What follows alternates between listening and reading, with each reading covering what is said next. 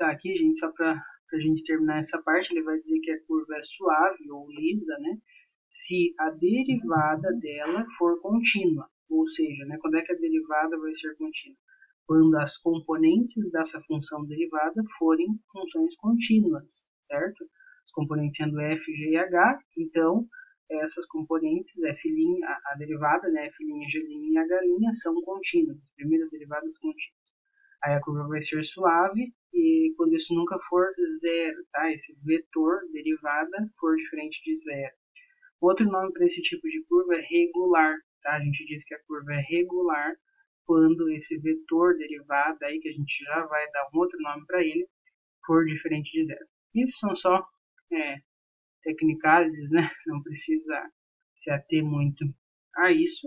O mais importante ali é o significado geométrico que já foi dado. Então, o vetor R', linha de t, quando é diferente de zero, ele é um vetor tangente à curva no ponto P, tá bom? Nesse caso aí, para t igual a um determinado valor de t, tá bom? Então, gente, em suma, né? Calcular o limite da função vetorial com domínio real, tá?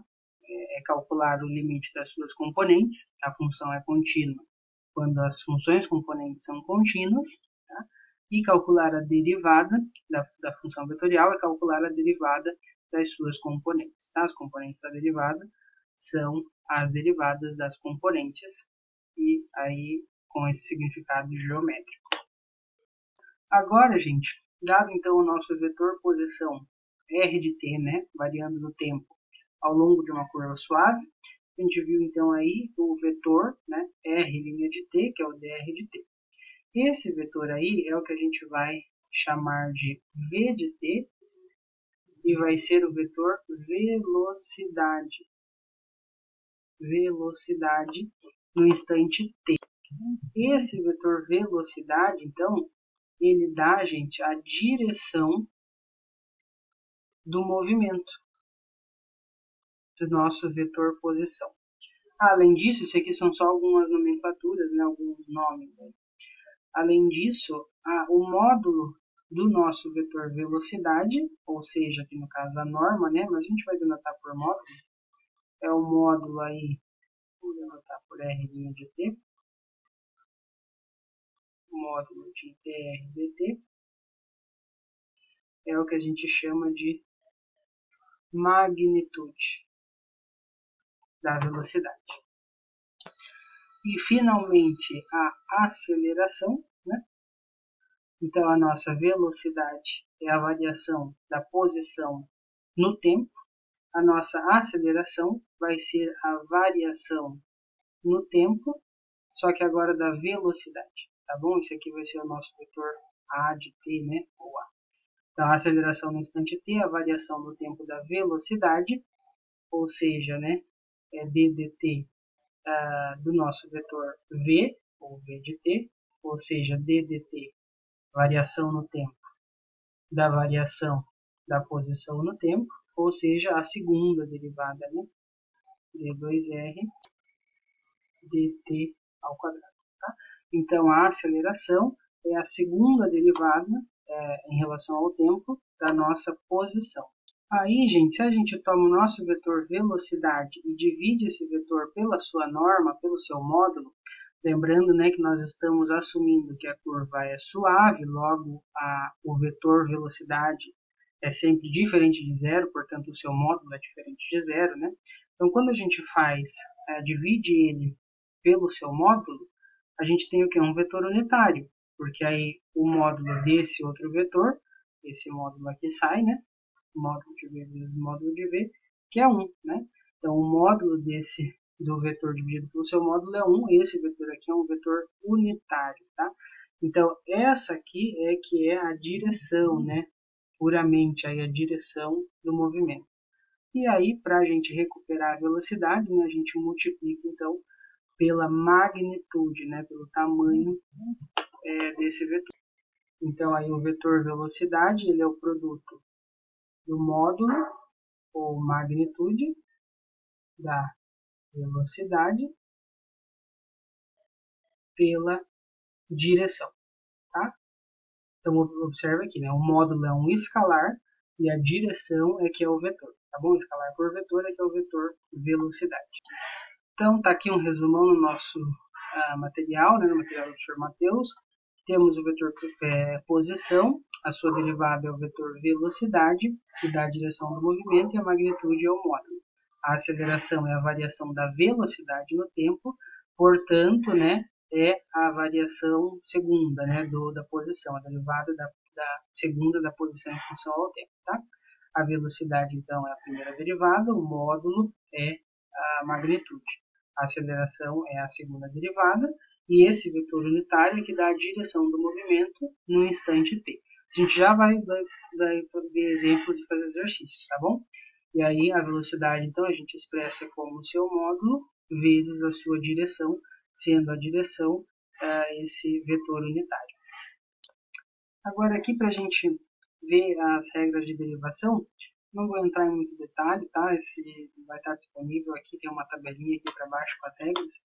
Mas antes eu só vou relembrar o produto escalar e o produto vetorial. Então, gente, o produto escalar, às vezes também é um tipo particular do que a gente chama de produto interno, aí no caso do R3, tá?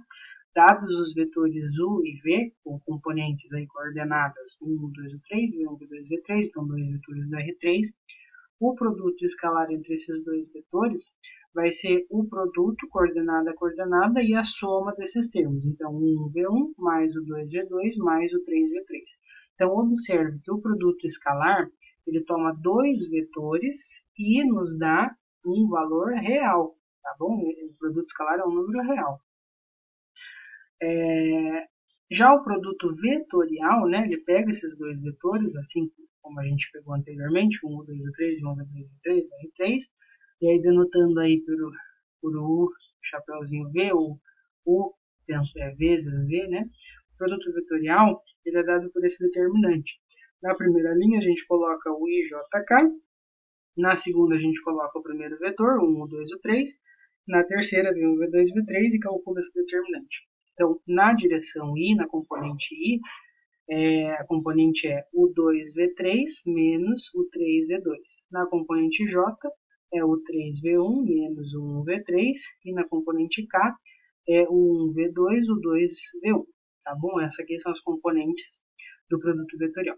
Então, o produto vetorial de dois vetores, ele dá um terceiro vetor. Tá? Tem várias propriedades, eu não vou lembrar todas aqui, mas conforme a gente for precisando, a gente pode revisar ou revisem também, né, lá da álgebra linear, essas propriedades aí do produto escalar e do produto vetorial. O produto vetorial, então, é um terceiro vetor.